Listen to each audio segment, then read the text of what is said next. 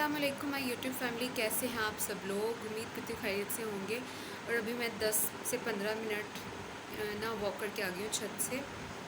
तो अब जो है मैं आपको बताती हूँ, अपनी थोड़ी बहुत मैंने रिकॉर्डिंग की थी आज ना अफ्तारी के टाइम, क्योंकि उठी मैं लेट थी।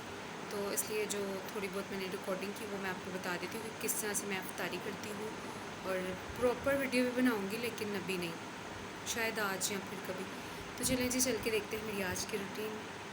और आज दूसरा रोज़ा माशाल्लाह से रख लिया है।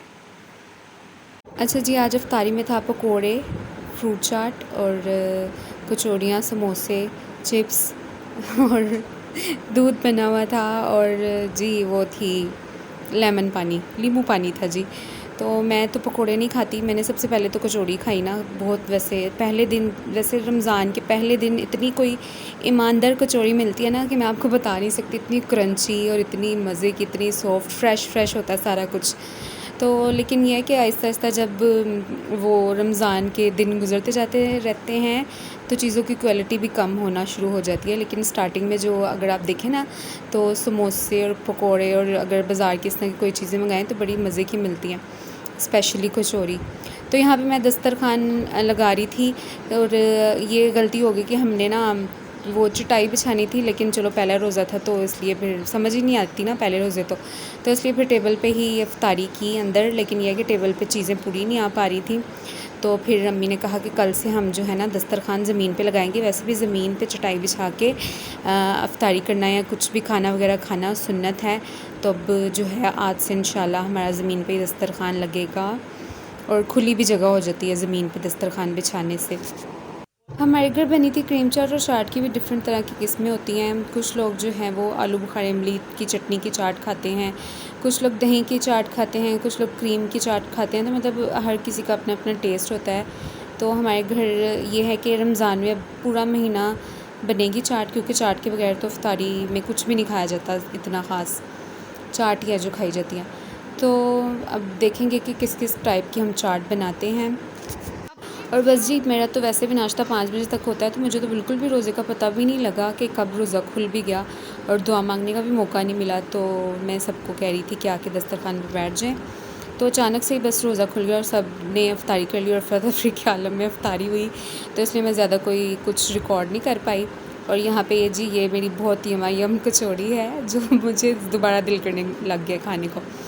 खैर यही था आज का छोटा सा व्लॉग। और अच्छा, फिर अफ्तारी के बाद सबको चाय की नीड होती है, तो इसलिए फिर मैंने सबके लिए चाय बनाई और सबको चाय पिलाई ताकि सबको होश आ जाए। और पहले तो रूटीन ये थी ना मेरी, पिछले रमज़ान में ज़्यादातर ये थी कि अफ्तारी करते ही सो जाते थे मगरिब पढ़ के। लेकिन इस बार मैंने थोड़ी सी रूटीन चेंज की है। अब यह होता है मुझे कि ना मैं तरावियों के बाद सोया करूँ, मतलब इशा की नमाज़ पढ़ने के बाद फिर सोऊँ। तो अब ऐसा हो रहा है 2 दिन से।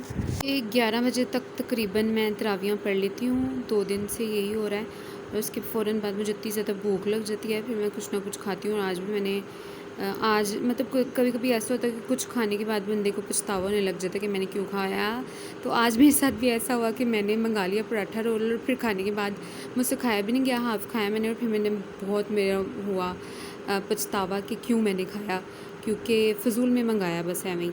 तो बस जी, फिर मैं तरावियों के बाद सो जाती हूँ। और तरावियों के बाद सोने से ये होता है कि फ़जर टाइम बंदा बहुत इजीली जाग लेता है, और नींद भी नहीं आती ज़रा भी, और थकावट भी नहीं होती। फिर एक पारा बड़ी इजीली आराम से पढ़ा जाता है। वरना अगर ना सो तरावियों के बाद तो फिर इतनी ज़्यादा डल सिचुएशन, और फ़जर भी पढ़ के बंदा फिर यही होता है कि फटाफट मैं सो जाऊँ। हाँ, और कुरान पाक पढ़ने की रूटीन ये है कि 1 सिपारा मैंने फ़जर के बाद पढ़ना ही होता है पूरा लाज़मी।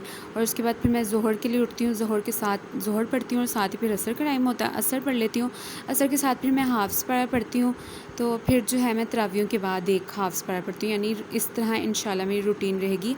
इस तरह मेरे रोज़ के 2 सिपारे होंगे। और मैं पूरी कोशिश करूँगी कि इस बार जो है कुरान पाक को ना तर्जमा भी पढ़ूँ, तर्जमा भी रीड आउट करूँ, क्योंकि तर्जमा पढ़ूँगी तो मुझे पता चलेगा ना कि कुरान पाक में क्या है। इंशाल्लाह मेरी नीयत तो पूरी है, और अल्लाह पाक करे कि फिर मैं उन तमाम अल्लाह ताला के अहकामात पे अमल भी करूँ। और जी, ये हमारे पीरो मुर्शिद हैं। मैं आपको बता दूँ कि ये पिंडी में रहते हैं, हज़रत नकीबुर रहमान साहब। और इनकी इतनी महफ़िलें हुई हैं ना हमारे घर के बिल्कुल पास, लेकिन फिर भी मैं नहीं गई। तो मुझे बड़ा अफ़सोस हुआ कि मैं महफ़िल पे नहीं गई। चलें खैर, कोई बात नहीं। बस जी ये थी आज की वीडियो। आज का छोटा सा भी लोग आपको अच्छा लगा होगा। रमज़ान में जो लिप्स हैं इतने ज़्यादा ड्राई हो जाते हैं ना कि वैसलीन लगाने से भी आराम नहीं आता, और मेरे लिप्स बहुत ज़्यादा ड्राई हो रहे हैं इस वक्त, और मेरी स्किन भी बहुत ज़्यादा इस तरह से बहुत ज़्यादा ड्राई हुई हुई है। मैं रोज़ सोचती हूँ कि मैं लोशन लगाऊँ, लेकिन मैं नहीं लगाती। चलो खैर, अब मुझे याद हो गया है कि मैंने अभी नीचे जाना है और लोशन लगाना है। तो बस जी इसी के साथ मैं आपसे चाहती हूँ इजाज़त। दुआ में आपने मुझे लाजमी याद रखना है। अल्लाह हाफिज़।